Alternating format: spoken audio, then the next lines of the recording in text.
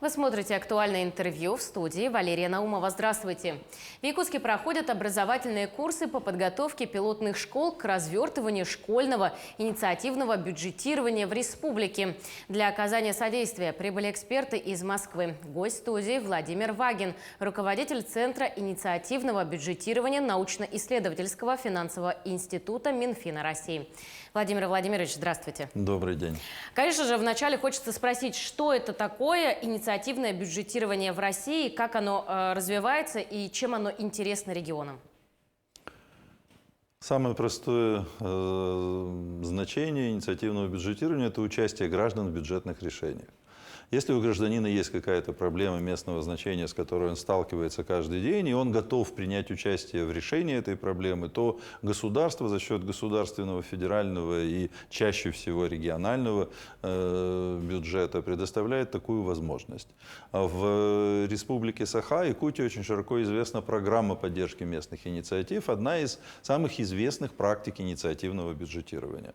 Таких практик в России достаточно много, самая известная из них – это то, что сейчас реализуется в Якутии. А школьное бюджетирование, что это за программа и вообще в целом это какое-то новое направление? Да, это одно из новых направлений инициативного бюджетирования. Оно активно развивается последние 3 года. Сейчас уже около 20 субъектов Российской Федерации и крупных городов занимаются поддержкой школьного инициативного бюджетирования. В его рамках школьники получают возможность определять расходование части бюджета своей собственной школы.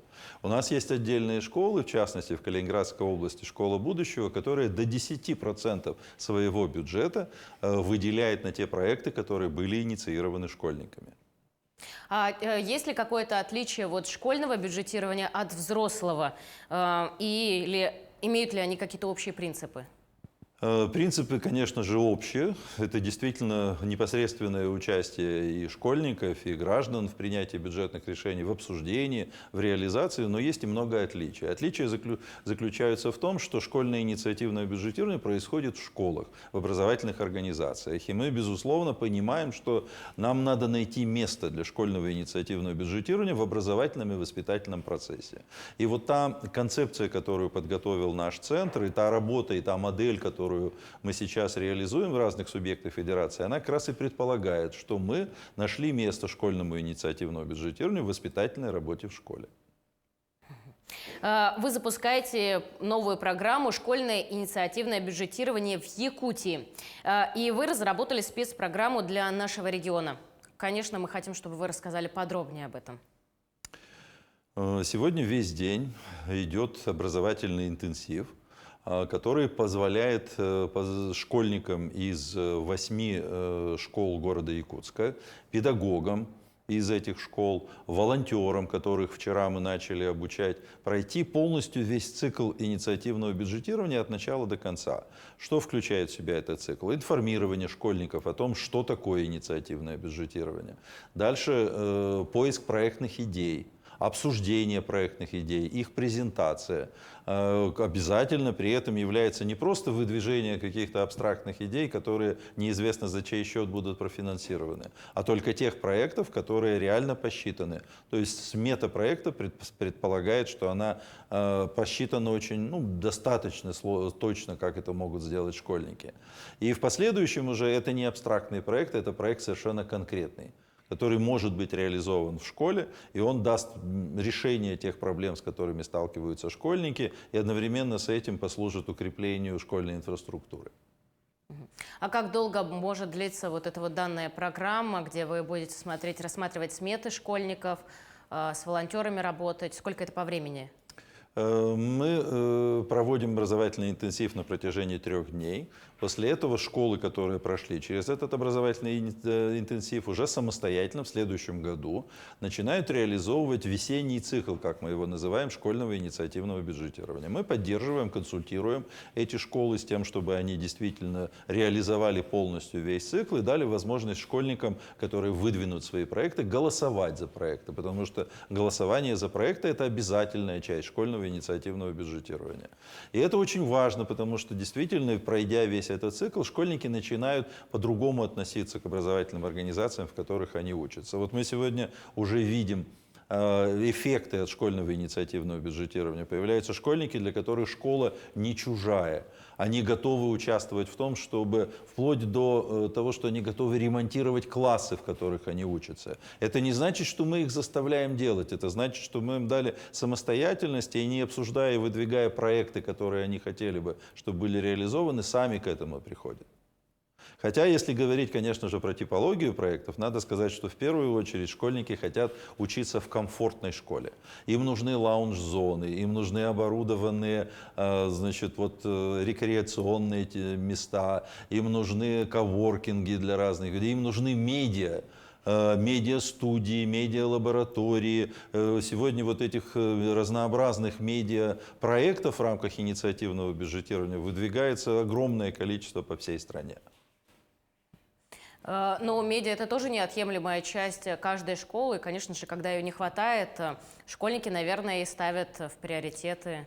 Ну, кроме всего прочего, это и профессия настоящего и будущего. Каждый школьник хотел бы быть блогером, журналистом, и действительно, многим не хватает оборудования для того, чтобы это сделать. Они хотят, чтобы это происходило в студии, на основе профессионального оборудования, и, соответственно, они предлагают эти идеи.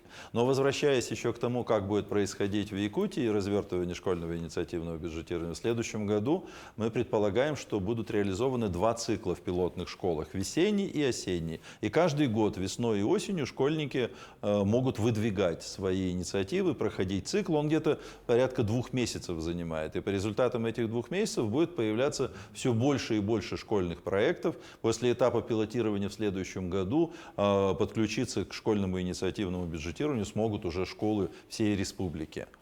И в этом случае мы можем говорить тогда уже о действительно масштабном проекте, в который будут вовлечены. Но если не все школы, то уж точно совершенно все школы, которые захотят это сделать.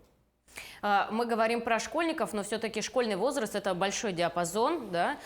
Какой возраст в перспективе самый популярный, где принимают участие?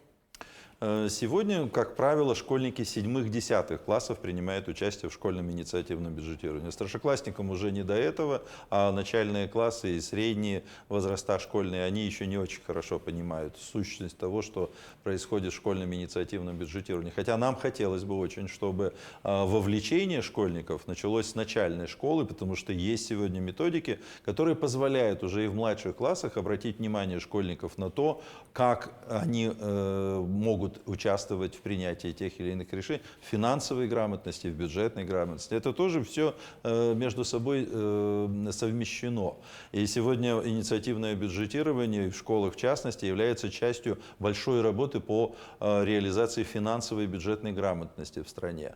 Точно так же и финансовая бюджетная грамотность не может быть реализована без практического компонента. Если люди не потрогают, не почувствуют, для чего им нужна финансовая грамотность, это будет для них абстрактное, не очень-то нужное знание. В инициативном бюджетировании можно понять, как составляется смета, каким образом покупаются те или иные необходимые предметы и оборудование. Все это, безусловно, помогает навыкам финансовой бюджетной грамотности. Действительно, финансовая грамотность – такое определение, которое плотно уже входит в нашу жизнь, относительно достаточно новое, и это школьное бюджетирование – хорошая практика. Да. Совершенно верно. Но у вас накануне состоялось рабочее совещание со специалистами Министерства финансов и Минобразования Республики. Какие задачи обозначены по итогам вашей встречи? Мы обсуждали широкий перечень проблем, начиная с того, каким образом будет финансироваться школьное инициативное бюджетирование. И коллеги из Министерства финансов республики нашли способы финансирования пилотных проектов и понимают, что это нужно сделать в рамках той работы, которая уже ведется по развитию инициативного бюджетирования в республике. Однако я бы хотел обратить внимание, что главное в инициативном бюджетировании – это не деньги. Да, и мы это уже прекрасно понимаем. Если суммы становятся достаточно большими, да, например, 1 000 000 рублей или больше, что это означает? Это означает, что в соревнования вступают директора школ и начинают выдвигаться не школьные проекты, не проекты школьников, а проекты руководства школьного. То есть это начинает восприниматься как поиск дополнительных инвестиций для развития школ. Вот мы бы этого не хотели. Инициативное бюджетирование в школах – это в первую очередь для школьников.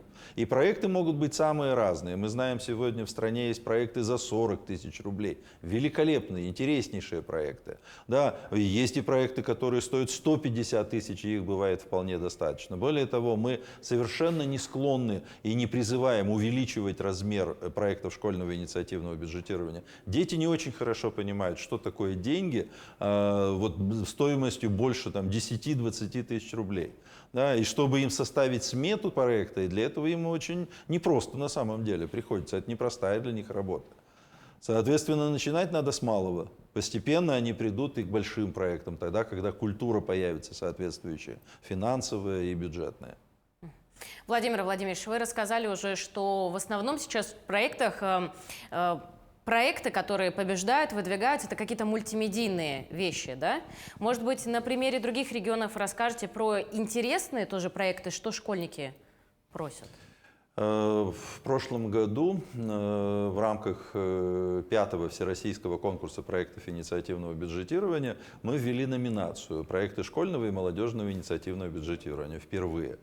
И сразу 3 проекта набрали совершенно одинаковое количество голосов членов конкурсной комиссии. И для нас это был удивительный феномен, когда мы видели, как добавляется проект, а они остаются на своем месте, победители. И в результате из этих 3 победителей прошлого года один из проектов был агролаборатория в Екатеринбурге в школе. Один проект был медиа-отряд «Люди-Р» из Сургутского района Ханты-Мансийского автономного округа. Да. И 3-й проект был посвящен открытому бюджету. Это класс, оборудование класса в городе Медногорске Оренбургской области. Победитель этого года в номинации «Школьное и молодежное инициативное бюджетирование» проект из Волгоградской области. Он посвящен как раз проекту благоустройства. Школьники предложили такую рекреационную зону оборудовать. И если уж говорить про типологию, то на первом месте стоят эти проекты. Проекты того, как сделать школу более комфортной, более удобной, более современной. Это первое место, безусловно. Дальше это разнообразные коворкинги. Да, детям не хватает пространства, чтобы они могли в школе заниматься с компьютером, да, чтобы они могли подзарядить свои телефоны, чтобы они могли просто с компьютером поработать. Для этого нет в школах оборудованных мест. Ну и в числе этого тренда на создание коворкингов и медиа разнообразные пространства, оборудованные студии, места, где можно снимать то или иное. Это входит в число таких первоочередных, наиболее востребованных школьниками проектов. Хотя на самом деле каждая школа такие удивительные иногда проекты генерирует, дети генерируют, что просто разводишь плечами и понимаешь, что дети действительно видят мир по-другому. И нельзя их решать возможности принимать решения по поводу того пространства, в которое они проводят большую часть своего дня. Сложно с вами не согласиться, конечно, тем более, что за детьми будущее. Желаем развития вашему проекту. Спасибо большое, что пришли и так подробно ответили на все наши вопросы. Благодарю вас. Ну а я напомню, что вы смотрели актуальное интервью. Всего доброго.